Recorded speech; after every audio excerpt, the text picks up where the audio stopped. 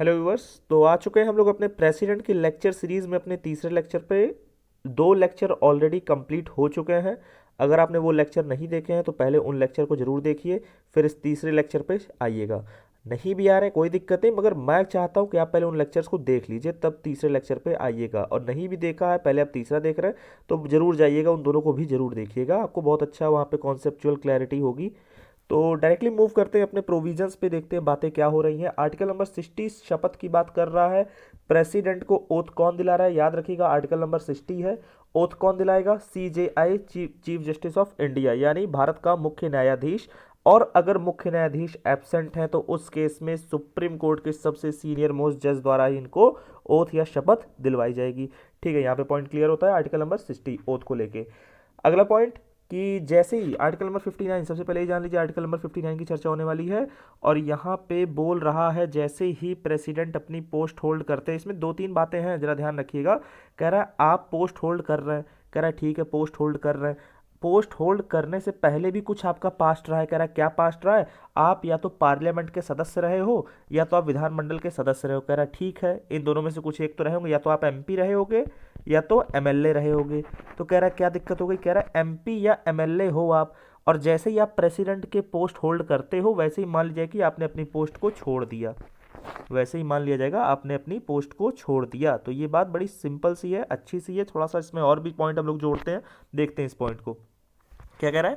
कह रहा है कि भाई आप हो MP या MLA ऑलरेडी, और कह रहा है अब आपका मन कर रहा है कि हम प्रेसिडेंट भी बन जाए, तो आप बन गए हो फाइनली प्रेसिडेंट। कह रहा है जैसे ही आप इस पोस्ट पे थे और आप बन गए हो प्रेसिडेंट, तो हम मान लेंगे जिस दिन आपने प्रेसिडेंट की शपथ ली, जिस दिन आपने प्रेसिडेंट की पोस्ट होल्ड की, आपने अपनी पुरानी MP और MLA वाली सीट को छोड़ दिया है। तो इसमें दिक्कत क्या है? इसमें तो बड़ी आसान चीज़ है। हाँ आसान चीज़ है, मगर कॉन्सेप्चुअल चीज़ों को अगर और देखें तो आपको समझ में आएगा कि हम लोगों ने लास्ट लेक्चर में पढ़ा था कि ऑफिस ऑफ प्रॉफिट को लेके, ऑफिस ऑफ प्रॉफिट ये क्या है भाई? ऑफिस ऑफ प्रॉफिट कुछ पद हैं, कुछ पोस्ट हैं जिनको ऑफिस ऑफ प्रॉफिट नहीं माना जा रहा है। किस लिए? प्रेसिडेंट के पोस्ट के इलेक्शन के लिए। कह रहा वो कौन कौन सी पोस्ट है? कह रहा अगर कोई व्यक्ति ऑलरेडी प्रेसिडेंट है, कोई व्यक्ति वाइस प्रेसिडेंट है, कोई व्यक्ति गवर्नर है, और कोई मिनिस्टर है। वो मिनिस्टर चाहे सेंटर में हो चाहे स्टेट में हो किसी। तो कह रहा है कैसे भी, कह रहा है ये चार पोस्ट को हम ऑफिस ऑफ प्रॉफिट नहीं मानेंगे। कह रहा तो इसका मतलब क्या हुआ ऑफिस ऑफ प्रॉफिट का? कह रहा ऑफिस ऑफ प्रॉफिट का सीधा सा ये मतलब है कि अगर ये जो चार बताई हुई पोस्ट हैं, कह रहा कौन कौन सी? प्रेसिडेंट, वाइस प्रेसिडेंट, गवर्नर और मिनिस्टर। कह रहा इनमें से अगर आप ऑलरेडी किसी पोस्ट पे बने हुए हो तो वो ऑफिस ऑफ प्रॉफिट नहीं मानी जाएगी। पहली चीज तो ये। कह रहा ऑफिस ऑफ प्रॉफिट रोक कहाँ लगा रहा है, दिक्कत क्या हो रही है इससे? कह रहा अगर आप ऑफिस ऑफ प्रॉफिट होल्ड करके रखे हो तो आपको हम प्रेसिडेंट के इलेक्शन के लिए खड़े ही नहीं होने देंगे। मतलब आप अप्लाई ही नहीं कर सकते वहां पे, आप अप्लाई नहीं कर पाओगे। इसका मतलब आप पहला ही राउंड आप पार नहीं कर पाओगे, प्रेसिडेंट का इलेक्शन तो बहुत दूर है। तो इसका क्या मतलब हुआ कि अच्छा अब यहाँ पे कैसे इसके तार जोड़ रहे हैं? यहाँ पे तार इससे जोड़ रहे हैं।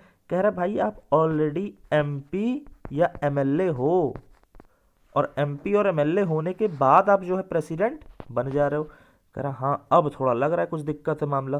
कह रहा दिक्कत कुछ नहीं, यहाँ पे एक्सप्रेसली लिख दिया है। हाँ ये बात होनी चाहिए थी कि इनके लिए भी स्पेशली डाल देना चाहिए था कि MP MLA के लिए इनको, आप जब MP MLA का सीन देखेंगे तो कहीं ना कहीं ऑफिस ऑफ प्रॉफिट के दायरे से तो इनको बाहर कर दिया गया, एक तरह से देखा जाए इनडायरेक्टली कर दिए। कह रहा आप अगर MP हो और MLA हो तो आप प्रेसिडेंट का इलेक्शन लड़ सकते हो, और लड़ के जीत भी जाओगे। जिस दिन शपथ लोगे उस दिन पोस्ट खाली मानेंगे। कह रहा ठीक है। कह रहा अगर अदर कोई ऑफिस है, कह रहा उस केस में तो आपको खड़े ही नहीं होने देंगे, आप इलेक्शन में पार्टिसिपेट ही नहीं कर पाओगे। इसका मतलब क्या? अगर आपके पास ऑफिस ऑफ प्रॉफिट है तो आप प्रेसिडेंट का इलेक्शन खड़े ही नहीं हो सकते, लड़ नहीं सकते। एक्सेप्ट अगर आपके पास चार पोस्ट हैं, तो चार पोस्ट कौन सी? प्रेसिडेंट, वाइस प्रेसिडेंट, गवर्नर या कोई मिनिस्टर। ये चार पोस्ट है तो आप अप्लाई करिए, लड़िए, आप दोबारा से बन जाइए, कोई दिक्कत नहीं, आप वो पोस्ट पकड़ लीजिए प्रेसिडेंट की। मगर इसमें देख रहे होगे कि एक MP और MLA को भी अलग से जोड़ा, मगर इसमें ऑफिस ऑफ प्रॉफिट वाली बात में इसको नहीं ऐड किया गया। इसका मतलब क्या है इसका मतलब ये नहीं कि उनको अब शर्त इनको मानी नहीं जाए, कह रहा है शर्त मानना ना मानना अलग चीज़ है, क्योंकि कॉन्स्टिट्यूशनल लॉ में लिखा हुआ है, वो भी एक्सप्रेसली लिखा हुआ है कि ये बनेंगे, और अगर बनने के बाद ये पोस्ट अगर होल्ड कर ले रहे हैं तो उसके बाद मान लीजिए कि इन्होंने पुरानी पोस्ट छोड़ दी अपनी एमपी एमएलए वाली, तो इतना सेंस है कि हाँ उस बात को हम इसी सेंस में लेके चलेंगे कि हाँ भाई ठीक है, इनको भी कहीं ना कहीं अलाउ कर रहा है, भले एक्सप्रेसली कहीं भी ऑफिस ऑफ प्रॉफिट में इनका जिक्र नहीं हुआ है, इनको मान के चल रहे हैं कि ये ऑफिस ऑफ प्रॉफिट है, ये वाला पोस्ट जो है ऑफिस ऑफ प्रॉफिट है। मगर जब ये बात क्लियर कर दिया कि एमपी एमएलए होने के दौरान आप जो है लड़ सकते हो इलेक्शन, तो कहीं ना कहीं ये बात कट रही है इससे, तो ठीक है, इसमें कंफ्यूज मत होइएगा, एमपी एमएलए को भी इनडायरेक्ट वे में इसको यहाँ इस कैटेगरी में ला रहे हैं। तो वापस चलते हैं पॉइंट पे कि अगर आप 59 आर्टिकल क्या बोल रहा है कि जैसे ही आप प्रेसिडेंट बन जाएंगे और आपने अगर पहले आपकी पोस्ट कौन सी एमपी या एमएलए आप ऑलरेडी बने हुए हो, तो आपकी पोस्ट खाली मान ली जाएगी। तो ये बात हो गई, ठीक है। और तीसरी बात यह है कि राष्ट्रपति अपने जिस टाइम तक अपने टेन्योर में रहेंगे, जिस टाइम तक उनकी पदावधि चल रही है, तो उस दौरान उनकी कोई भी सैलरी अलाउंसेस कम नहीं किए जाएंगे, कोई भी उनके सैलरी और अलाउंसेस में कोई भी कटौती नहीं होगी। यहाँ बढ़ा सकते हैं, वृद्धि कर दीजिए, कम मत करिएगा। आगे बढ़ते हैं, आर्टिकल नंबर 62। अब यहाँ पे एक छोटी मोटी बातें देखिए, इलेक्शन क्या बोल रहा है, कह रहा है जैसे इलेक्शन का टेन्योर पूरा होगा, मतलब 5 साल के लिए जनरली बनते हैं ये 5 साल, कह रहा 5 साल से पहले ही इनका दूसरा इलेक्शन करवा लिया जाएगा। इसका मतलब क्या, 5 साल ऐसा नहीं हो कि ये 5 साल के लिए बने और फिर जाके इनका इलेक्शन करवाया जाए। जैसे ये 5 साल का टाइम पीरियड है, कह रहा है यहाँ पे पता है यहाँ पे टाइम पीरियड खत्म हो जाएगा 5 साल का, कह रहा है यहीं कहीं आप इलेक्शन करवा लीजिए। ये जनरली होते कम है, कह रहा है जनरली 6 महीने के टाइम पीरियड के अंतराल पे हो जाते हैं, कह रहा है जब लास्ट 6 मंथ बचते हैं तो वहीं पे करा लिया जाता है इलेक्शन। तो इसी तरह कह रहा है कि टेन्योर पूरा होने से पहले ही इलेक्शन हो जाएंगे, कि जैसे टेन्योर खाली हो यहीं पे ओथ लेके इसको पोस्ट होल्ड करवा दी जाए, क्योंकि स्टार्टिंग में हम लोग पढ़े थे प्रेसिडेंट की पोस्ट कभी भी खाली नहीं होगी, there shall be a president. तो शैल बी का मतलब हमेशा एक प्रेसिडेंट बना रहेगा इंडिया का, कभी भी पोस्ट खाली नहीं होगी। जैसे इनका टेन्योर खत्म हो वैसे उसको ओथ दिला के तुरंत ज्वाइन करा दिया जाएगा, कभी पोस्ट हम खाली छोड़ नहीं सकते। तो कहने का मतलब यही था कि आप इलेक्शन कब करा लीजिए, जैसे ही 5 साल पूरा होगा उसके पहले ही करा लीजिए। तो पहला पॉइंट क्लियर है। कह रहा है दो तीन बात दूसरी अलग बोल रहा है, कह रहा है मान लीजिए इनकी पोस्ट किसी कारणवश खाली हो जाए, उनकी मृत्यु हो जाए, या वो अपना त्यागपत्र दे दें, रेजिग्नेशन लेटर दे दें, या उनको पद से हटा दिया जाए उनको इम्पीचमेंट के द्वारा, या कोई अदर मैनर में वो उनकी पोस्ट खाली हो गई है, कोई भी अदर मैनर अगर आ जाए, हमें नहीं पता तो भी हम एटसेट्रा डाल दे रहे हैं कि या तो उनकी डेथ हो जाए, या वो त्यागपत्र दे दें, या उनको इम्पीचमेंट के माध्यम से हटा दे। तो ऐसे टाइम पे हो क्या, ऐसे टाइम पे पोस्ट तो हो गई खाली, तो उस टाइम क्या करें, कह रहा हो देखते हैं क्या करते हैं। कह रहा है उनकी मान लो डेथ हो गई, या तो इम्पीचमेंट के माध्यम से हटा दिया, या तो उन्होंने रिजिग्नेशन दे दिया, रेजिग्नेशन जैसे ये तीनों में से कुछ भी हो गया, या एटसेट्रा कैसे भी पोस्ट खाली हो गई, टेन्योर नहीं पूरा हुआ है, टेन्योर पूरा होने से पहले ही पोस्ट खाली हो गई है, यहाँ पे टेन्योर की बात ही नहीं हो रही। कह रहा तब क्या होगा, कह रहा है पोस्ट भरी जाएगी अब तो, कह रहा हाँ भरी जाएगी। कह रहा है कब भरोगे, कितने दिन में, इसके लिए 2 बात बोल रहा है, इसको जरा ध्यान समझिएगा। कह रहा है कि जितनी जल्दी हो सके, as soon as possible, as soon as possible, जितनी जल्दी हो सके, जितनी यथाशीघ्र उस पोस्ट को आप भरिए। इसका मतलब क्या हुआ, कह रहा पहली लाइन तो बड़ा क्लियर कर रही, जितनी जल्दी हो सकता है उतनी जल्दी भरो। कह रहा ठीक है, कह रहा वो जल्दी जितनी भी हो, मगर याद रखना 6 महीने से पहले पहले भर लेना, 6 महीने से ऊपर का टाइम ना बीत जाए। इसका मतलब क्या हुआ, क्वेश्चन क्या पूछता है, क्वेश्चन पूछता है कि कितने दिन तक पोस्ट आप खाली रख सकते हो। मान लो ऐसे पोस्ट अगर खाली भी हो गई प्रेसिडेंट की, तो कितने समय के अंदर अंदर आपको नए इलेक्शंस करवा लेने किसी भी तरह से।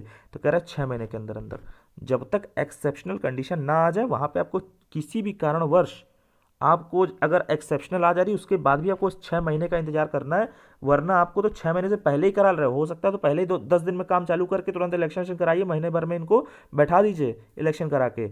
और अगर बहुत लेट हो रहा है तो बहुत लेट होने के बाद भी ज़्यादा से ज़्यादा 6 महीना जाना चाहिए। तो ये बात क्लियर होगी आपको कि कितना कितना टाइम पीरियड आप मैक्सिमम वेट कर सकते हो, ज़्यादा से ज़्यादा बस 6 महीना। 6 महीने से पहले पहले करा लीजिए, इनकी पोस्ट खाली होने के बाद जितनी एज सून एज पॉसिबल आपको भर लेना है, ठीक है। और दूसरी बात क्या है कि प्रेसिडेंट तब तक पोस्ट पे बने रहेंगे जब तक उसका आने वाला नेक्स्ट उत्तराधिकारी, जो नेक्स्ट प्रेसिडेंट आएगा, वो जब तक पोस्ट आके होल्ड नहीं कर लेता तब तक वो पद नहीं छोड़ेंगे। और क्या है, प्रेसिडेंट की एब्सेंस में ये बात याद रखिएगा। प्रेसिडेंट की एब्सेंस में कौन कार्य करेगा? Vice president. और मान लीजिए वॉइस प्रेसिडेंट भी गोला देख कहीं घूम रहे हैं तो उस केस में आ जाएंगे भारत के CJI, chief justice of India. ये एक बात ध्यान रखने वाली है, तो इसको आराम से ध्यान रखिएगा। इसमें कोई बहुत ज़्यादा खतरनाक बात तो थी नहीं कोई। अब इसके बाद कुछ छोटी मोटी बातें और बच रही हैं, इसमें वो कवर लगभग हो जाएंगी, मगर वो लगभग कब कवर होंगी? जब आप इन पॉइंट्स को पढ़ेंगे। इन पॉइंट्स में आपकी लगभग सारी बातें क्लियर होने वाली है, और बातों को क्लियर होने से ज़्यादा मिलने वाला है इसमें। ये क्या है? कह रहा है जैसे ही आप प्रेसिडेंट की पावर एंड फंक्शंस को पढ़ोगे, उनकी कई सारी पावर्स हैं, उनके कई सारे फंक्शंस हैं, जो आप उनको पढ़ोगे, यहाँ जितनी बातें आपकी बची रह गई हैं, जैसे आपकी पार्डनिंग पावर रह गई होगी, ऑर्डिनेंस मेकिंग पावर रह गया होगा, तो ऐसे बहुत इंपॉर्टेंट चीज़ है, जैसे इमरजेंसी वाला प्रोविजन रह गया होगा, इमरजेंसी को लेकर क्या उनके पास शक्तियाँ हैं। तो ये सब बातें जैसे जैसे पढ़ोगे तो ये सब बातें आपके ये सारे हेड्स में कवर हो जाएंगी। जैसे क्या क्या? उनकी कार्यपालिकी शक्ति। तो ये कार्यपालिकी शक्ति क्या है? कार्यपालिकी शक्ति के लिए आप लोग समझ सकते हैं कि आर्टिकल नंबर 53 बताता ही है। सबसे पहला कि आर्टिकल नंबर 53 कह रहा है कि भाई देखो, जितनी भी यूनियन की एग्जीक्यूटिव पावर है, केंद्र की कार्यपालिकी शक्ति हैं, वो सब किस में निहित हैं? सारी शक्तियाँ, सारी पावर किसके पास हैं? प्रेसिडेंट के पास। कह रहा है प्रेसिडेंट ये सारी पावर का यूज़ कैसे करता है? कह रहा है अपने निचले अधिकारियों के माध्यम से करता है। कह रहा है निचले अधिकारी के माध्यम से क्या मतलब है? कह रहा है सबसे मेन बॉडी जो है जिसके पास वास्तविक शक्ति दी गई है वो है काउंसिल ऑफ मिनिस्टर, यानी PM और उसका कैबिनेट। ये यूज़ करते हैं उसकी पावर को सबसे ज़्यादा, और इन्हीं के माध्यम से सारा कार्य होता है। और क्या क्या है ऐसे बहुत सारे, आप देखोगे ये पोस्ट को बहुत सारे अपॉइंट करते हैं, जैसे मिनिस्टर्स की पोस्ट हो गई, और भी जितने सब अटॉर्नी जनरल्स लेके सबको यही अपॉइंट कर रहे हैं, जजेस हो गए।